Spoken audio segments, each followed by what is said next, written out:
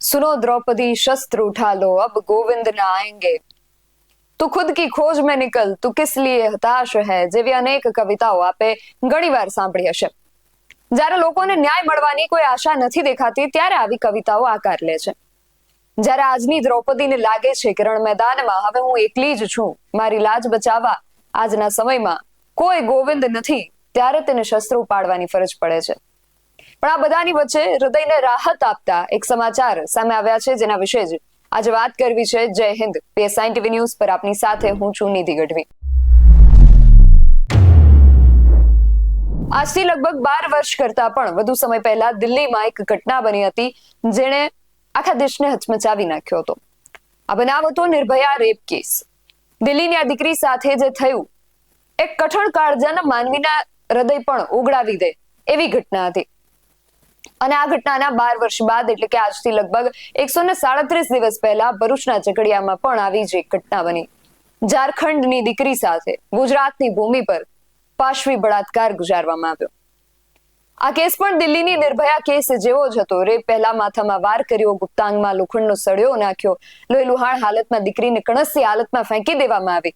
કેટલાય દિવસ જીવન મરણ વચ્ચે ઝૂલા ખાઈ અંતે ભારતની આ દીકરીઓએ દેહ ત્યાગ કર્યો। અહીંયા કોઈ તફાવત હતો તે હતો કે દિલ્હીની એ દીકરીની ઉંમર 22 વર્ષની હતી અને ઝઘડિયામાં જે કેસ થયો એ દીકરીની ઉંમર માત્ર 10 વર્ષની હતી। દિલ્હીની એ દીકરી પોતાના પરિવાર માટે નોકરી કરતી હતી।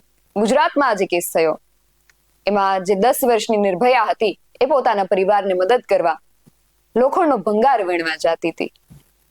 આ બધી વાતો આજે યાદ કરીને પણ રૂવાડા ઊભા થઈ જાય છે, પરંતુ આજે ફરી આ વાતોને યાદ કરવાનું કારણ એ છે કે આજે 137 દિવસ પછી આ દીકરીને કાયદાકીય ન્યાય મળ્યો છે। આ ઘટનાની શું વિગતો છે તેના વિશે પહેલા થોડી વાત કરીએ, પછી આગળ ચર્ચા કરીએ। ભરૂચના ઝઘડિયા GIDCમાં 16 ડિસેમ્બર 2024ના રોજ 10 વર્ષની બાળકીના અપહરણ, દુષ્કર્મ અને ઘાતકી હત્યાનો બનાવ બન્યો હતો। અંકલેશ્વરના એડિશનલ સેશન્સ કોર્ટે આરોપી વિજયકુમાર રામશંકર પાસવાનને ફાંસીની સજા ફટકારી છે। સાથે સાથે કોર્ટે પીડિત પરિવારને 10 લાખ રૂપિયા વળતર ચૂકવવાનો પણ આદેશ કર્યો છે। કોર્ટે આ કેસને રેરેસ્ટ ઓફ ધી રેર ગણાવીને આ કડક કાયદાકીય પગલું લીધું છે। પણ આ કેસમાં આરોપીએ પોલીસ સમક્ષ જે ક્રૂર કબૂલાત કરી એ કાળજા કંપાવી દે એવી છે। એણે કહ્યું કે હા સાહેબ, પહેલા મેં રેપ કર્યો, પછી પ્રાઇવેટ પાર્ટમાં લોખંડનો સળિયો નાખ્યો હતો। આ અંગે ભરૂચના સરકારી વકીલ પરેશ પંડ્યાએ શું કહ્યું એ સાંભળીએ। 16/12/2024 જયારે આ ઝઘડિયા GIDCમાં ગુનો બન્યો ત્યારે આપણા પોલીસ અધિક્ષક SP સાહેબશ્રીએ જાહેરાત કરેલી કે આ કેસમાં સ્પેશિયલ ટીમનું ગઠન કરવામાં આવશે। ત્યારે જ મને આ કેસના ગુનાની ગંભીરતા મને ધ્યાનમાં આવેલી અને મેં સરકારમાં જાહેરાત કરેલી કે આ કેસ હું બિલકુલ વિના મૂલ્યે ફ્રીમાં લડવા માંગુ છું, સમાજના અને રાષ્ટ્રના હિતમાં। કેસની કાર્યવાહી દરમિયાન 72 દિવસમાં હાલનો કેસ ચાર્જશીટ ફાઇલ થયા પછી ચલાવીને પૂરો કરવામાં આવ્યો છે।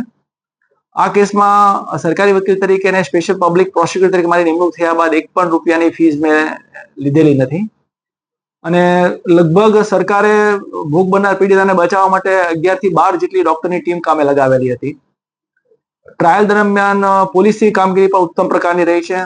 સમય દરમિયાન બધા જ સાક્ષીઓને ટાઈમસર હાજર રાખવા, એ લોકોને તૈયાર કરીને લાવવા અને બહુ ઉત્તમ કામગીરી પોલીસ એજન્સી મારફતે બજાવવામાં આવેલી છે। PM કરનાર ડોક્ટરે જુબાનીમાં એ હકીકત જણાવેલી કે ટોટલ 30 ઈજાઓ ભોગ બનનારના પીડિતાના શરીર પર જોવા મળેલી અને એમની જુબાનીમાં એવો પણ પુરાવો રેકોર્ડ પર આવેલો હતો કે પ્રાઇવેટ પાર્ટ ઉપર પણ બ્રુટલ રીતે સળિયો મારવામાં આવેલો હતો અને આ ઈજાઓ બળાત્કાર દરમિયાન કે પહેલા અને કર્યા પછી કરવામાં આવેલી હતી અને ખૂબ જ ગંભીર બાબત હતી। ને આ કેસમાં રેરેસ્ટ ઓફ ધ રેર કેસની કેટેગરીમાં લાવવા માટે દિલ્હીના નિર્ભયા કાંડના ચુકાદાને પણ ટાંકવામાં આવેલો સરકાર તરફે અને એવી પણ દલીલો કરવામાં આવી કે આરોપીનો ગુનો ભલે ગુનાહિત ઇતિહાસ નથી કે કઠોર ગુનેગાર નથી, પણ એને જે રીતે ગુનાને અંજામ આપ્યો છે તે જોતા અમાનવી કૃત્ય છે, એટલે રેરેસ્ટ ઓફ ધ રેર કેસની કેટેગરીમાં લેવા માટે દલીલ કરવામાં આવી અને કોર્ટે માન્ય રાખી અને ચુકાદામાં એવું વર્ડિક કર્યું છે કે તેનો જીવ ન જાય ત્યાં સુધી ફાંસીના માંચડે લટકાવી રાખવું। આ કેસમાં ન્યાય મળવાથી બળાત્કાર અને હત્યાના ગુનાઓ સામે લડવા માટે સમાજને પ્રેરણા મળે છે। આ ઘટના સમાજમાં સુરક્ષા અને ન્યાયની જરૂરિયાતને વધુ પ્રગટ કરે છે અને આ પ્રકારના ગુનાઓને ક્યારેય સહન કરવામાં નહીં આવે તે માટે એક મજબૂત સંદેશ આપે છે। દીકરીના પિતાએ જે કહ્યું હતું એ સાંભળીને એમ થાય કે એમની શું પીડા હશે તેની કલ્પના આપણે ન કરી શકીએ. એમણે કહ્યું કે અમે ભગવાનને પ્રાર્થના કરી કે ભગવાન મારી દીકરીને બચાવે. મારી દીકરી બોલ્યા કરતી હતી કે પપ્પા હું નહીં બચું. એ વ્યક્તિએ પહેલા મારા મોઢા પર પથ્થર માર્યો, ચાકુ માર્યું, ખરાબ કામ કર્યું. મારી દીકરીની હાલત સિરિયસ છે, તેનું ઓપરેશન થઈ ગયું. અમે રાહ જોઈ રહ્યા છીએ કે મારી દીકરી બોલે. મારી દીકરી બોલે છે કે મને ખાવાનું આપો, પાણી આપો. અમારો આખો પરિવાર રડી રહ્યો છે. મારી પત્ની એક જ રટણ કરે છે કે મારી દીકરીને મારી પાસે લાવો, મારે મારી દીકરીનો ચહેરો જોવો છે. પણ આ ફૂલ જેવી દીકરીનો નરાધમે પીખી નાખેલો ચહેરો એ મા બાપ ન જોઈ શક્યા. એ દીકરીએ અંતે દમ તોડ્યો. આ કેસને રેરેસ્ટ ઓફ ધી રેર ગણીને આ નરાધમને ફાંસીની સજા સંભળાવવામાં આવી છે.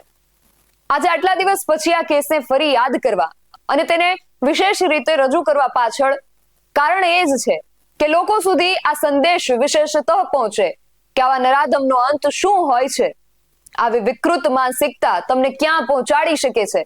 આ નરાધમ એકાદ મહિના અગાઉ પણ આ માસૂમ સાથે દુષ્કર્મ આચર્યું હતું, પણ મા બાપની ચૂપ્પી આ દીકરીને મોતના મુખમાં ધકેલી દીધી. એટલે દુનિયા શું કહેશે એ શરમ રાખીને ચૂપ બેસી રહેતા એવા મા બાપ માટે પણ આ એક સંદેશ છે કે આવું વિચારીને તમને તમારી આબરૂ વધારે વાલી છે કે તમારી દીકરી.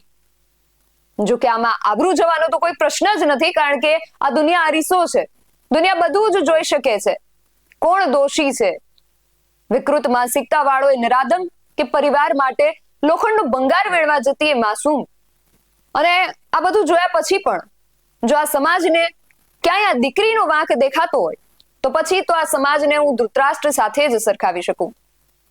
અને જો આ હકીકત હોય તો પછી કહેવું પડે કે સુનો દ્રૌપદી શસ્ત્ર ઉઠા લો, અબ ગોવિંદ ના આएंगे.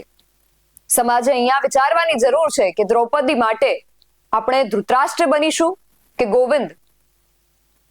અંતમાં મેં અગાઉ ઉચ્ચારેલ એક વાક્ય વાગોળીશ કે 137 દિવસ પછી ગુજરાતની આ નિર્ભયાને કાયદાકીય ન્યાય મળ્યો છે.